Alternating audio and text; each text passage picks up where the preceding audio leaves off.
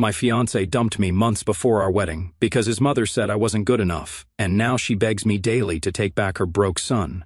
Brett and I met in 2021. Within 6 months, we were inseparable, and after a year and a half, we moved in together. When Brett first introduced me to his parents, his dad, Walt, seemed pleasant enough, if a bit quiet. Susan, on the other hand, spent the entire dinner quizzing me about my background and family connections with this weird, tight smile that never reached her eyes. I remember mentioning that my dad worked in construction, and my mom was a school aide, and watching Susan's expression sour slightly before she quickly masked it. Brett brushed it off later, saying she was just protective and old-fashioned. His exact words were that she came from a family that valued certain connections, but that he didn't care about that stuff. I believed him because, well, love makes you stupid sometimes. When Brett proposed last year, I was over the moon. He did it during a weekend trip to this cute little bed and breakfast upstate. We agreed on a medium-sized wedding, nothing extravagant since we were both saving for a house down payment.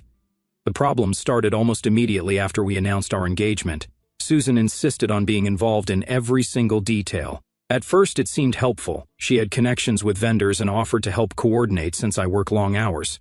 But it quickly became obvious she was taking over. The venue I loved was too shabby. The catering I wanted was not the kind of food served at their family events. The dress I fell in love with was a bit cheap-looking, don't you think? Brett kept saying it was easier to just go along with her suggestions than fight her on everything.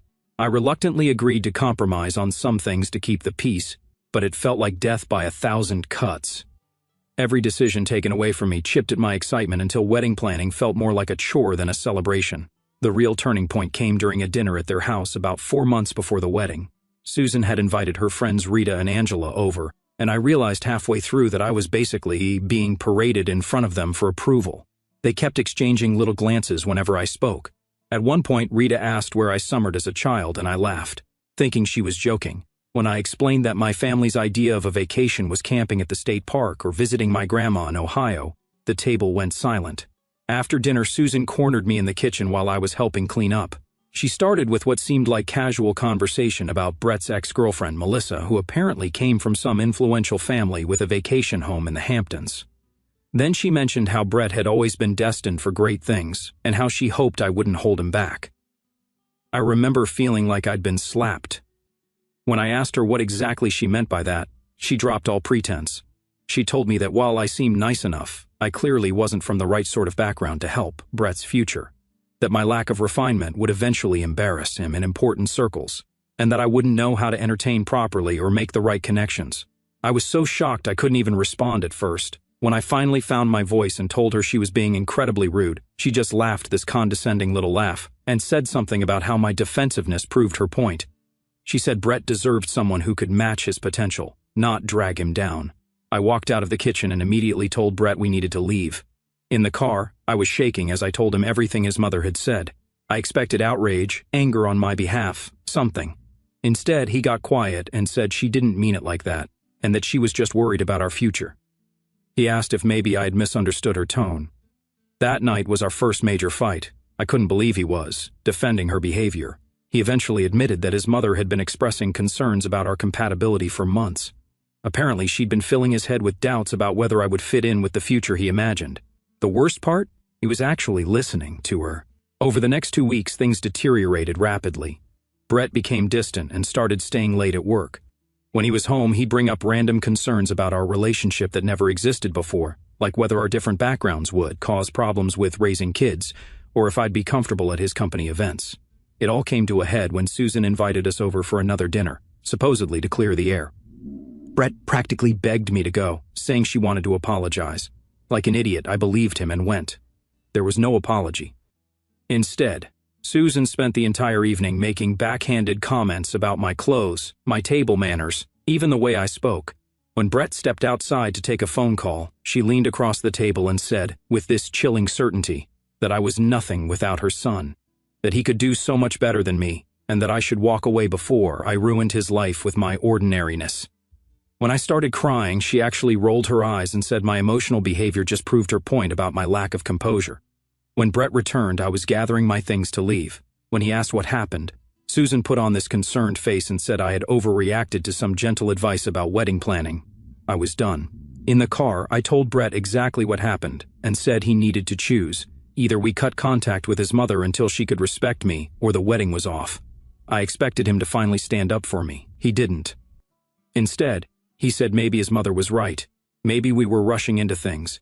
Maybe we did come from two different worlds to make it work. The man I loved, who had sworn he didn't care about status or background, was suddenly parroting his mother's classist nonsense.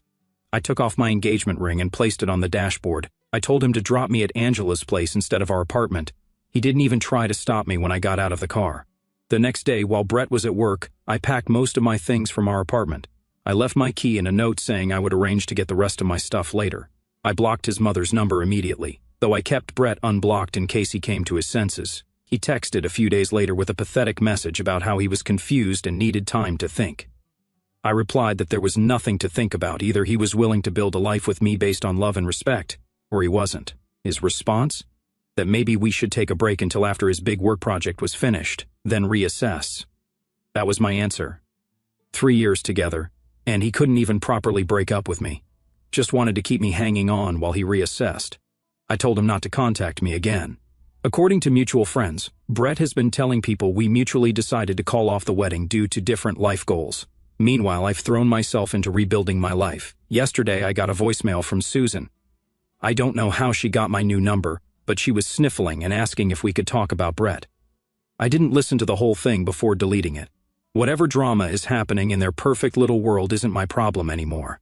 I know this was long, but I needed to get it off my chest. The wedding would have been next weekend. Instead, I'm taking myself on a solo trip to a beach rental I found on Airbnb. Not the honeymoon I imagined, but maybe exactly the fresh start I need. First update, first of all, thank you so much for all the support on my original post. The first month after the breakup was honestly a blur. I stayed on Angela's pull-out couch longer than I planned to.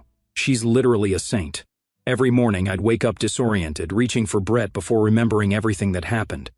My appetite disappeared, and I lost 10 pounds without trying. Angela started leaving protein bars on the coffee table because I'd forget to eat. I spent a lot of time just staring at apartment listings without actually calling anyone. Something about making that move felt so final. Angela never pressured me, but after about 3 weeks, she gently suggested we go look at a place that had just opened up in her friend's building. The apartment was nothing special, just a small one-bedroom with a kitchen barely big enough to turn around in. But it was within my budget and only a 15-minute drive from work. I signed the lease the same day. Moving in was another hurdle. I'd left most of my furniture behind at Brett's place because I couldn't deal with arranging movers, while feeling like an emotional wreck. Angela and her boyfriend helped me pick up the essentials from IKEA: a bed, a small couch, a dining table that doubles as my desk. The apartment stayed pretty sparse for weeks. I just couldn't muster the energy to make it feel like home. Work became my lifeline. I'd arrive early, leave late, and volunteer for extra projects, just to avoid sitting alone in my empty apartment. My team lead noticed and started giving me more responsibilities, coordinating with other departments, training the new hire, that kind of thing.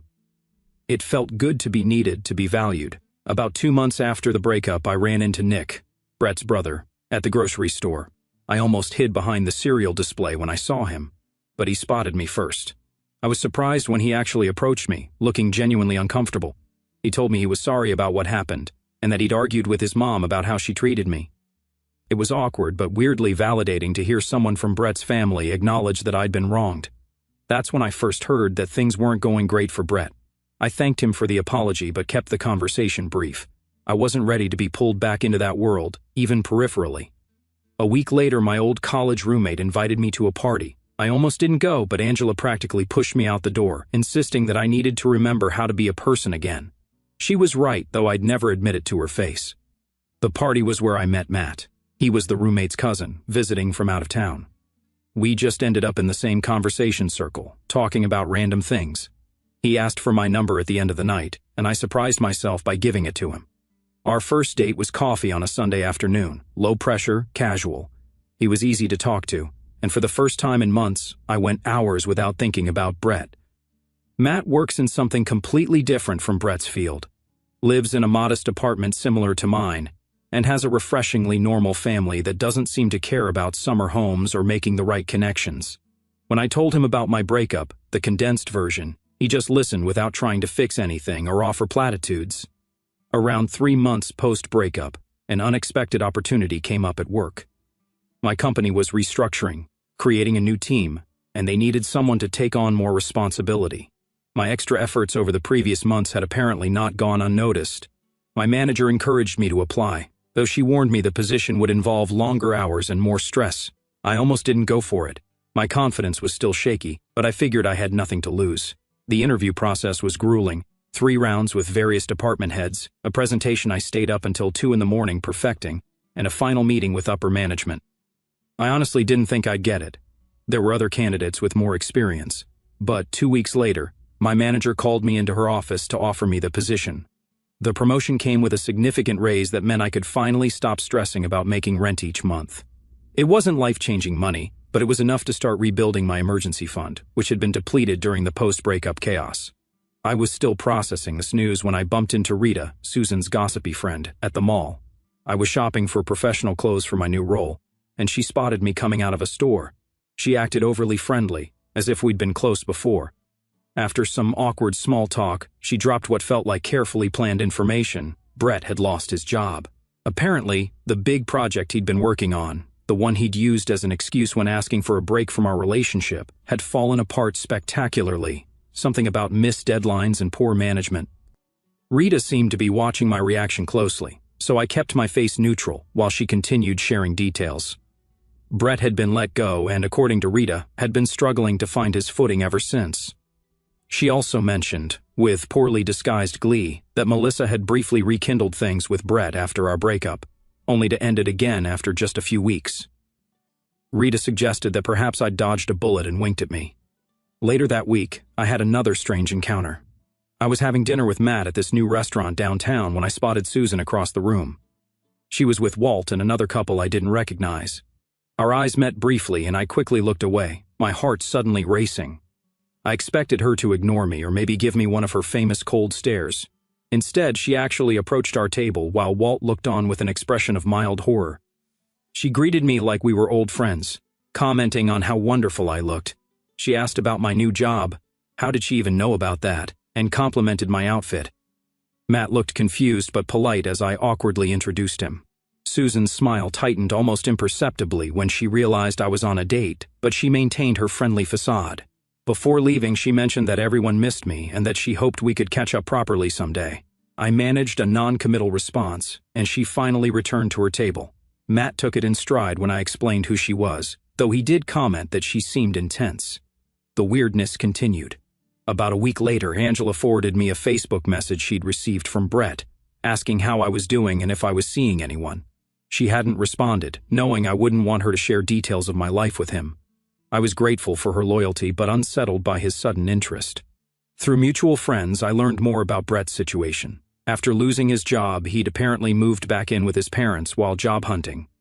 The perfect life Susan had envisioned for him was crumbling, and from what I heard, she was not handling it well. I tried not to think about them too much. My relationship with Matt was progressing naturally, no rush, just genuine connection. We'd been seeing each other for about 2 months, taking things slow. He came over to my apartment regularly, helping me slowly make the space feel more like home.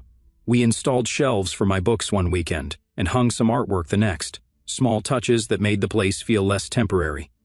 My new position at work was challenging but fulfilling. Some days I'd come home completely drained, questioning if I was up to the task, but overall, I was proud of myself for taking the leap. My team respected me, and I was finally starting to believe I deserved the opportunity. Then, last Friday, everything shifted again. I was leaving work when my phone buzzed with a notification, a voicemail from an unknown number. I almost deleted it without listening.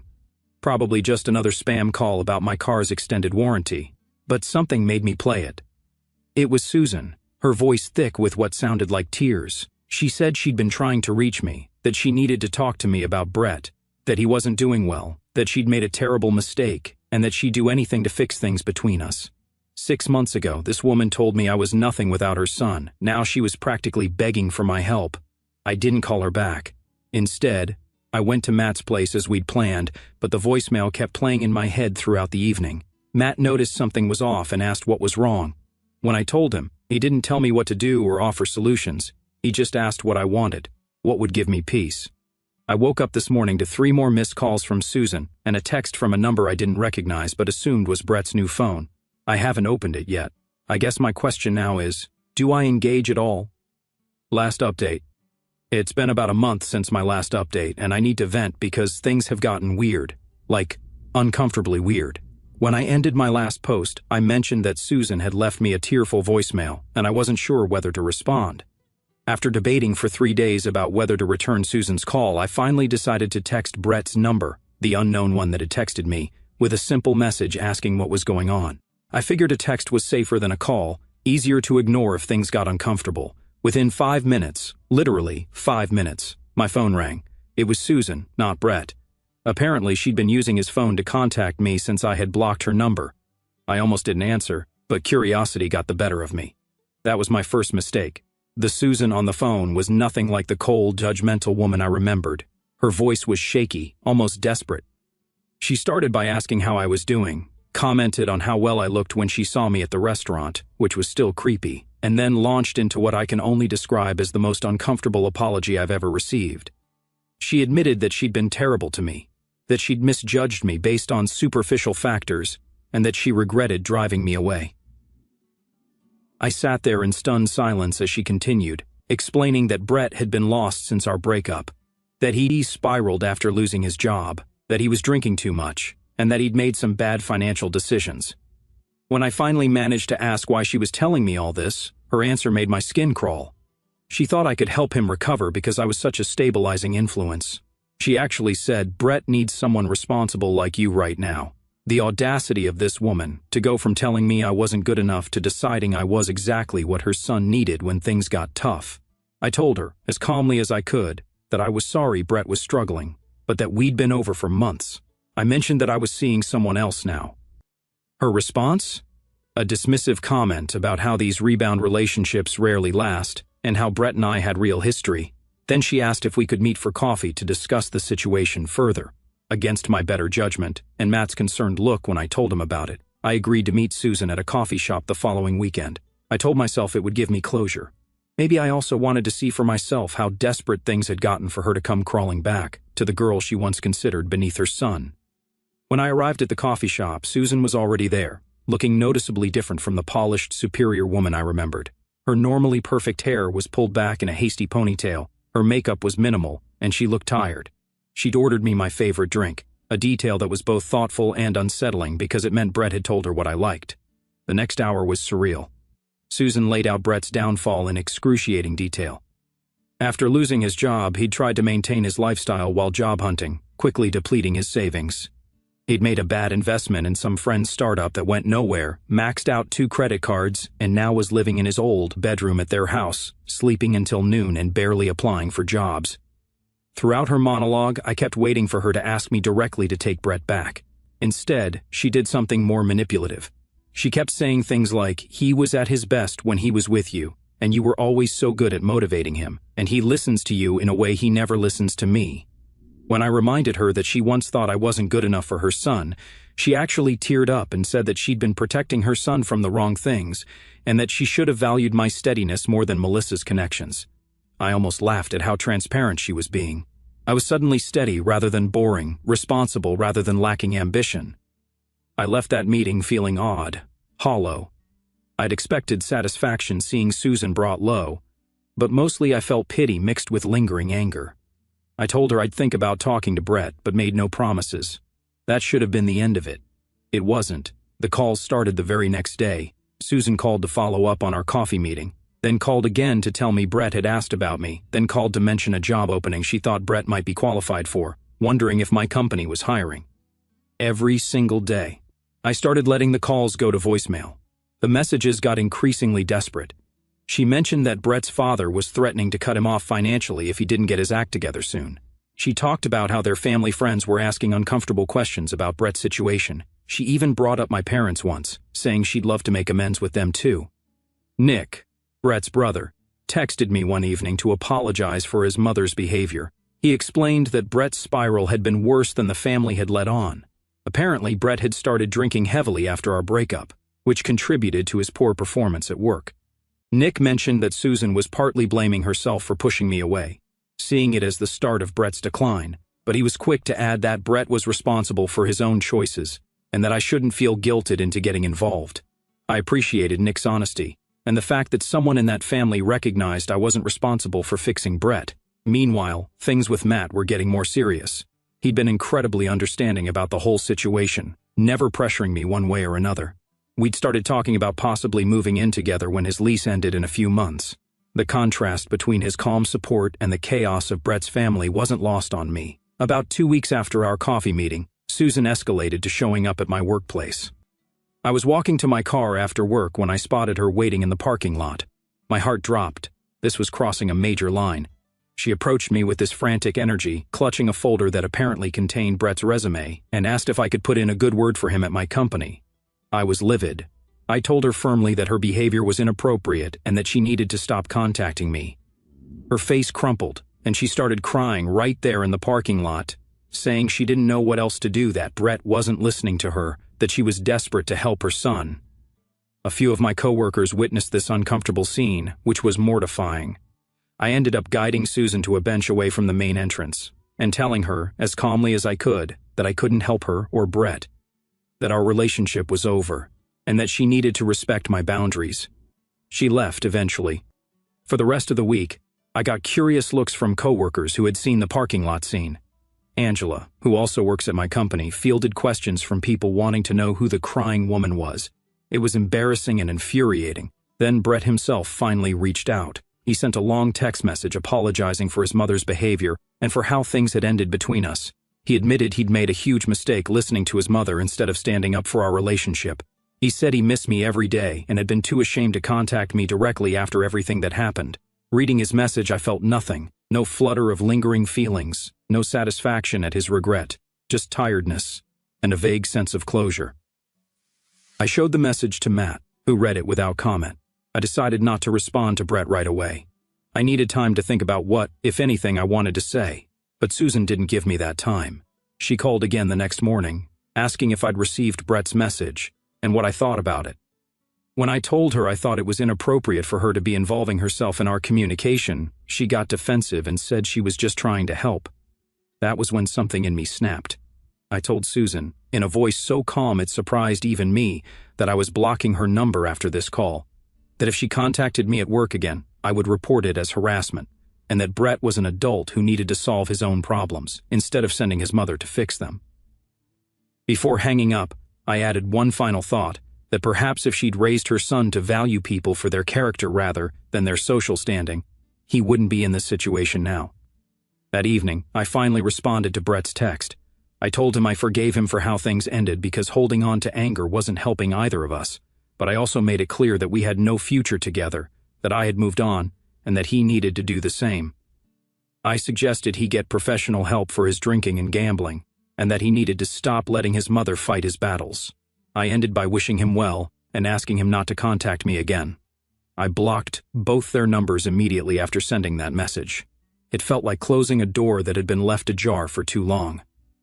The next day, though, I got an Instagram DM from Susan. She'd created a new account just to message me. This time, her tone was angry. She accused me of being heartless, of abandoning Brett when he needed me most, and said I was throwing away years of history out of pride.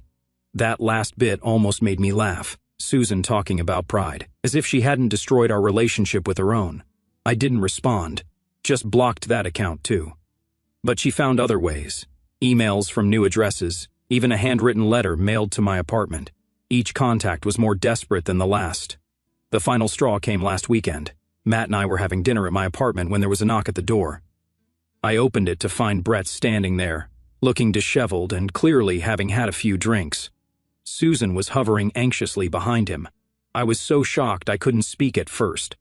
Matt came up behind me asking who was at the door, and the look on Brett's face when he realized I had someone else there was almost pitiful. What followed was awkward and uncomfortable. Brett tried to talk about our past, about how much he regretted his choices. Susan kept interjecting with comments about how good we were together. I didn't invite them in. Instead, I stepped into the hallway and closed the door partially behind me. I told Brett, as gently but firmly as I could, that this wasn't appropriate, that showing up unannounced at my home crossed a serious boundary, and that I had meant what I said in my message about moving on. Brett's response surprised me. He turned to his mother and said this was exactly why he hadn't wanted to come, that he'd told her this would only make things worse. Then he apologized to me again. Not for the breakup this time, but for not protecting me from his mother back then and now. I haven't heard from either of them in the 5 days since that encounter. Nick texted once to apologize again and let me know he was taking Brett to his first Gamblers Anonymous meeting. I thanked him but didn't ask for further updates. Matt and I are going away for a weekend trip soon. I've changed my email address and asked my manager to be on the lookout for unwanted visitors. Life goes on, and surprisingly, it's better than I could have imagined a year ago when I was planning a wedding to the wrong person. I don't know if I'll need to post another update.